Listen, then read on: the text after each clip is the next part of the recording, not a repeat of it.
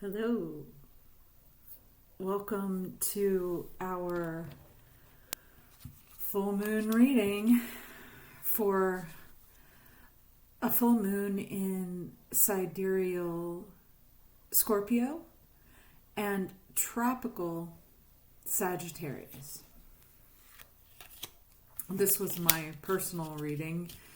This morning I have the Ace of Coins opposite the Eight of Cups, walking away toward a new beginning.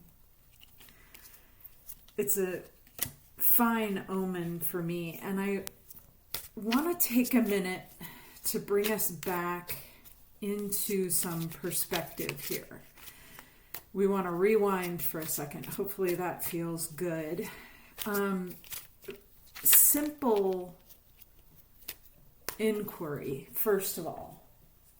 The work that we're doing here. I've set up candles and incense, a living plant, water, stones, right? My mala beads, and also my journal is here. This is all meant to evoke soul. And what is soul? Well, that's not a thing that's very easily described. It is the unconditioned self, the essence beyond what society has, and education and everything I see, do, breathe, and eat has made of me. It's what and who I need to be. So that's my working definition of it. In the astrological chart, this is represented by the sun. We know that full moons are oppositions. So while the moon is in Sidereal Scorpio, the sun is in Sidereal Taurus, and when the moon is in Sidereal Sagittarius, as it is right now, then the sun is in Gemini. And what I want to remind us of is that this cycle of lunations, as the sun and the moon go through conjunction and opposition every month, takes 13 months a year. The Gregorian calendar and the tropical zodiac do not reflect this. The Sidereal does, and very specifically the Vedic does, and they call this month, this new moon, full moon to new moon cycle, Adhik Mas. And Adhik Mas is the 13th month. Now, if you watched the previous video that I posted, she refers to this as well. What we're talking about here are natural cycles, time telling, world keeping, because these are world girdling cycles, right? So as we look at that, and we look at this very auspicious 13th month, this very fortunate period of time that occurs every couple of years, just like a leap year would in the Gregorian calendar, keeps things balanced, right? We build on the lessons of the previous cycle, so we build our world through collective consciousness. This is why the law of attraction is a narrow view, right? As I have always told you. It's not going to happen that you're able to alter outward reality on your own. We all have to be rowing in the same direction. That's why it's valuable. Any work that you do on yourself, any ancestral healing that you achieve or accomplish is beneficial to the whole of the collective consciousness. And that's not just humanity. That is all the other animals, plants, beings, that inhabit our world, seen and unseen, right? Seen and unseen. Now, pulling you back a little, I want to rewind to a period of time that we talked about all of these outer planets moving. Outer planets are a tropical observance, but we use them because they're very helpful in telling us what is going on with this collective consciousness and unconsciousness. Let's begin with Pluto in Aquarius, which is square to this full moon in Sagittarius. This talks to us about the cost of self-abandonment. And this moon brings that cost into stark relief so that we can decide for ourselves whether we're aligning with truth or not, right? For this, on this channel, we use the 2Ds and God, because God is generating, organizing, and either deepening or dissolving. So that's a good way to discern whether or not something is aligned with the truth. Does it deepen my understanding or does it dissolve my understanding? Secondly, we have Uranus newly in Gemini. Gemini, the sign of the twins. And we're learning here that we cannot live disconnected from soul. See previous, right?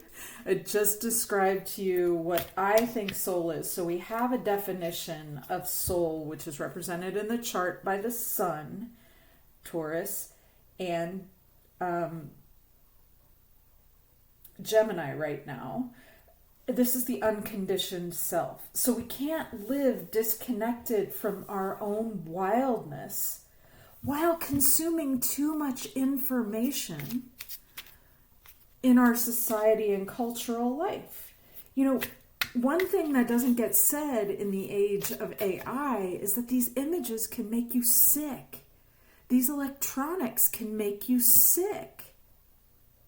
Physically ill, right? Now I even hear they're making black plastics out of electronics. So you're eating from them as well. And God only knows what kind of an effect that's going to have on the physical organism, let alone the soul. As you can see, I'm getting very excited.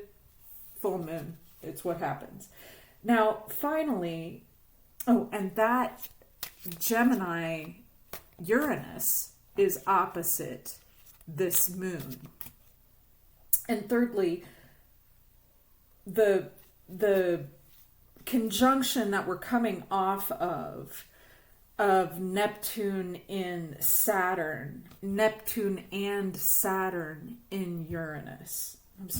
Neptune and Saturn in Aries, which is trine this moon. And so it's positively aspected, and it's going to be really easy for us to see what feels real and apprehend what feels right for our souls. The soul is that questing, learning creature that's driving us all forward into new and better understandings. You know, does it reflect my reality is a very good Jupiter. Sorry, guys.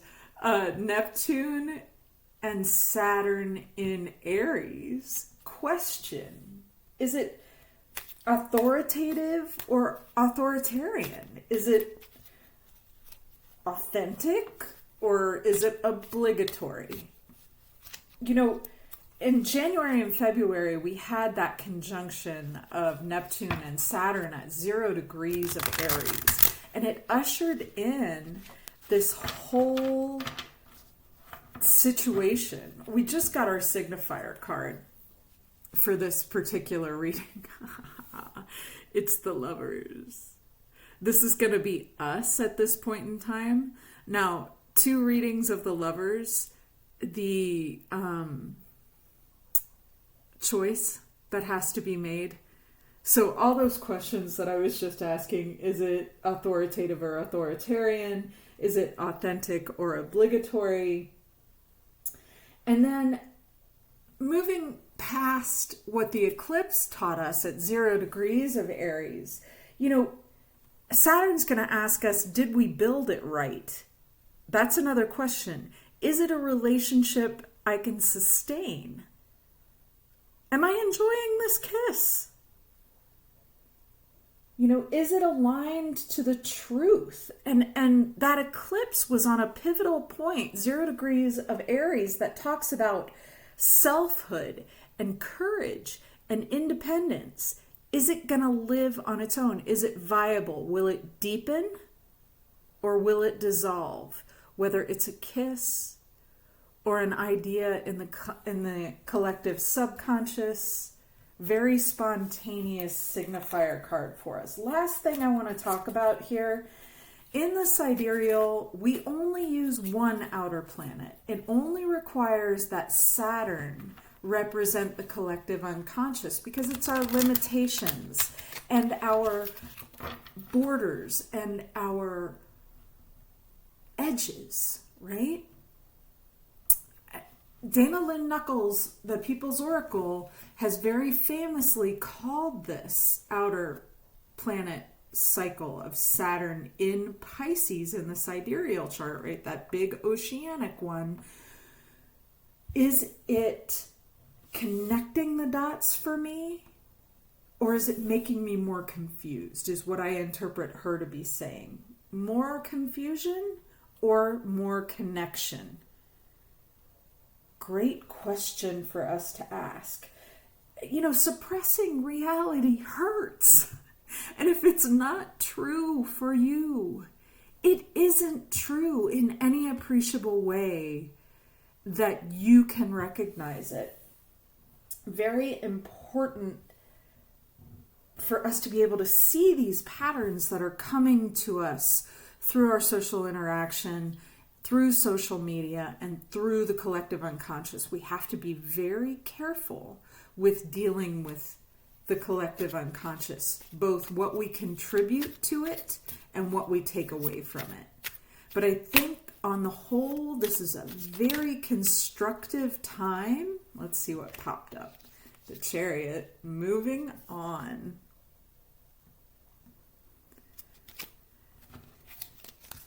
It's a constructive time for world building. And that's a great litmus test, a great discerning question. Do I want to build this into my world?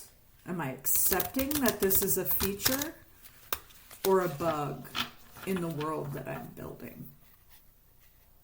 Om Dum Durgaye Namaha. Om Shrim Mahalakshmiye Namaha. Om Aim Saraswatiye Namaha. Om. Om. Om. We are the lovers. We have a choice to make. And I feel like I've delineated the questions pretty clearly for us. So what crosses us here, forgive me, I don't have the right glasses on. I should get the other pair, is the King of Cups. Oh my goodness. So the mastery of love is what's crossing us. That's pretty self-explanatory. And I don't think there ever comes a point in time where we do master love fully. But rationally apprehending what the point of having a collective consciousness and a collective unconscious driving the evolution of our world means, or is, means that to a certain degree, we have to understand that love is the driving force here. Love is the unification of opposites. Love is the way in which, that's a weird shadow. Love is the way in which, when two things combine, a third thing emerges, right? It's a mysterious property of physics that we don't fully understand yet. It's delineated by the double slit experiment. It's expounded upon by the conjunctio oppositorum of the alchemists. It's how the DNA helix of mother and father come together to create a child. It's the life force. And we don't yet get it in a way that will change our perception, our decisions, what is authoritative and what is authoritarian. And I think if you follow again what I left for you in the previous post, there's an answer for this in the Thema Mundi, where our zodiac starts with Cancer instead of Aries. And I'm going to expound on that later, so just leave that there as a teaser. This is all founded in the Page of Wands. This is the adventuring page. This is the one who's setting out to discover what magic really is. This is really Gemini for me, which is where the sun is, which is where the sun is in the tropical chart. This is where our psychological questing toward soul, toward the inward learning creature leans. This is what we come from. We come from the kind of creature that wants to learn, wants to understand itself, and is somehow devising a strategy for exploring itself from the inside out, right? It's creating a portal, a way through, a screen, if you will, a way to look at itself that is total, that is both subject and object at once, and that creates a third thing.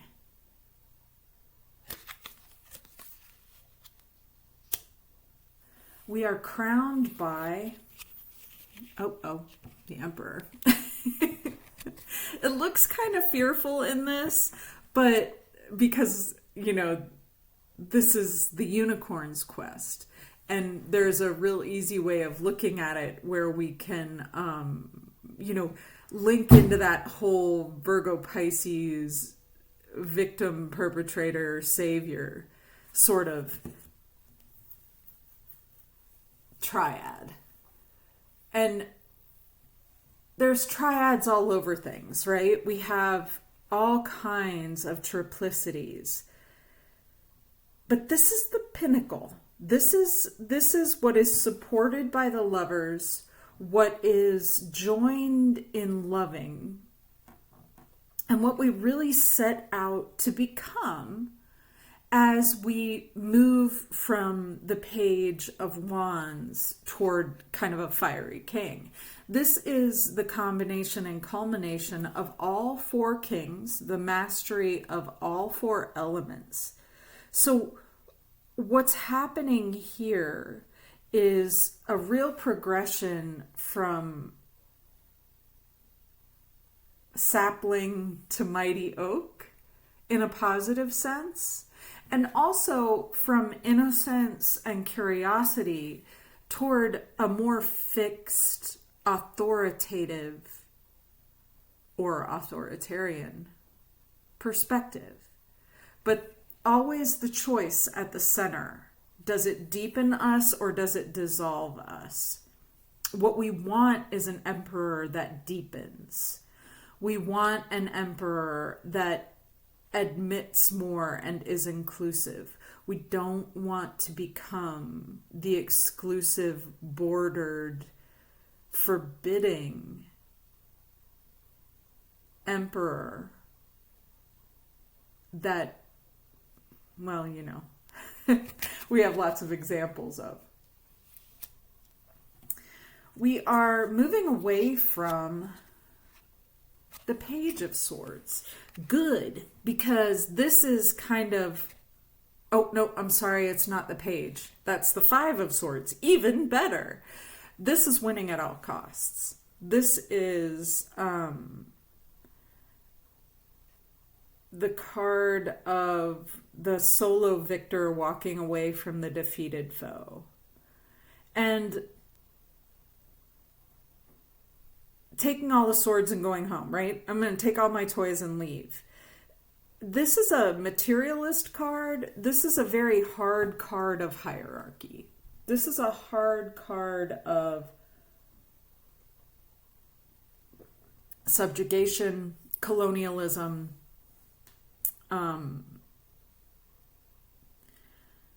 patriarchy, whiteness, capitalism. Sorry guys, hate to say the same things all over and over, but you can extrapolate this into, ecocide, genocide, and suicide as well. And it's very positive when you're moving away from that and you're moving toward this beautiful Three of Coins. God, that's gorgeous. Really, really nice. Moving toward a collaborative effort, a collective consciousness that reflects what we really want, not what the forces of separation wants. And I think, as humanity evolves, we move toward a more cooperative collective consciousness. And we're definitely at a shifting here. There's a real turning of the tides with this particular moon. The off the charts astrology in terms of complexity that we've been moving toward is also heading towards some beautiful trines. And I see that in this card as well. There's already a beautiful trine in this moon chart with, what was it? Saturn and Neptune and Aries trine this moon chart in Gemini, and then in the Sidereal they trine it in Scorpio. And Scorpio is that depth. It's a deepening of our collective composure, the way in which we're coming together, even when it looks like we're falling apart.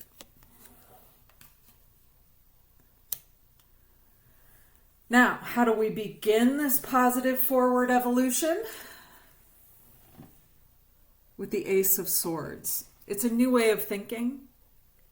It's a new way of understanding ourselves. It's soul, right? It's being soul motivated instead of being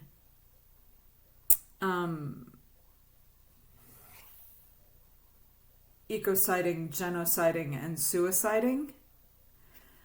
It's about a thought that unifies the self. And that's going to be different for each and every one of us. One of the other things that I really want to say about this channel and its forward progress, we are collectively moving to a place where we value our own connection, our own experience, and our own spirituality more than anyone else's. Placing yourself in the center of your life is not necessarily a bad thing. Placing yourself in a nourished, value-driven space from which to act instead of being fearful, scattered, and divided, not a bad thing. A good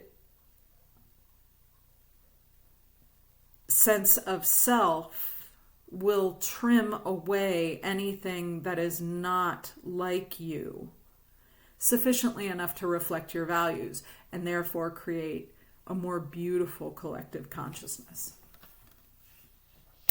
And a beautiful collective consciousness is a very nice thing. We want that. The good, the true, and the beautiful, right? We are surrounded by, the King of Wands. That's not bad, though. It's just a fearful looking card. The King of Wands is a happy, well-disposed, beautiful masculine energy. A generous, kind, understanding, and compassionate Emperor has a King of Wands that is helpful, beautiful, friendly, creative. You know, it's the creation of fire and the way that it cooked the food for humanity and helped us evolve into a better version of ourselves. And we're surrounded by good men, you know, and by men I mean outward looking, outward moving energy, protectors, kind people. And that's a good thing to be surrounded by in 2026 as far as I'm concerned. I'm happy for us. We're developing new ways of thinking, and we're supported in that by the fire of prana. We hope and fear the Tower. Ah, beautiful. Can't ask for a better card in duality, right? And I love the way this card depicts that moment. Now, I'm sorry for all of you that I sent to the movie. I know how bad the music is in The Last Unicorn. I highly encourage you to read the book or get the book on tape because it's a much, much better experience all the way around. But in this tower, the authoritarian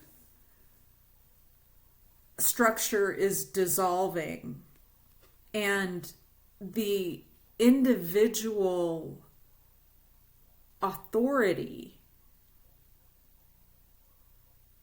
is evolving and freeing itself. And there is a sense in both Sagittarius and Scorpio, there is a way in which we're becoming free.